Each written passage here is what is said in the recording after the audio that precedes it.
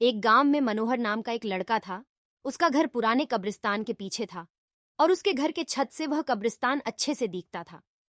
वह रोज उस कब्रिस्तान को पार करके ही अपने काम पर जाता था। मनोहर के 2 बच्चे थे और दोनों बच्चे बड़े ही शैतान थे। बड़े बेटे का नाम रॉकी और छोटे बेटे का नाम विकी था। एक बार गर्मी की छुट्टियों में रॉकी और विकी की बहन सोनिया भी आई हुई थी। तीनों मिलकर रात के लगभग 12 बजे एक रूम में ट्रूथ और डेयर खेल रहे थे। रॉकी सोनिया से पूछता है कि तुम ट्रूथ लोगी या डेयर। सोनिया डेयर लेती है और पूछी है कि तुम लोग कुछ खतरनाक करने के लिए तो नहीं कहोगे ना। राखी बोलता है ये हुई ना बात, तो जाओ अब छत पर से घूम करके आओ और छत पर रखे गमले में से फूल तोड़कर लाना होगा, तभी हमें पता चलेगा कि तुम छत पर से आई हो।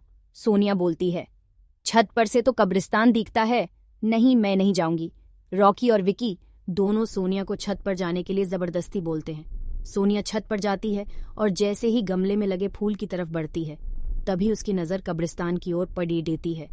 कब्रिस्तान में एक बड्ढा सा सूखा पेड़ होता है।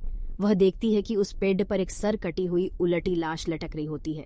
सोनिया उसे देखती है और जोर से चिल्लाती हुई बेहोश हो जाती है। फिर जब सोनिया बहुत देर तक छत पर से नहीं लौटती है तो रॉकी और विकी दोनों डर जाते हैं और वह छत पर जाकर के देखते हैं तो पाते हैं कि सोनिया बेहोश पड़ी है। वो तुरंत मनोहर को बुलाते हैं और सारी बात बताते हैं। मनोहर बोलता है तुम तीनों को ऐसा खेल खेलने की जरूरत क्या थी, और रॉकी तुम तो जानते हो उस कब्रिस्तान के बारे में कैसी कैसी खबरें आती है, फिर भी तुम सोनिया को रात में छत पर जाने के लिए क्यों भेजा। रॉकी बोलता है सॉरी डैड, मुझसे गलती हो गई, हम आगे से ऐसा नहीं करेंगे।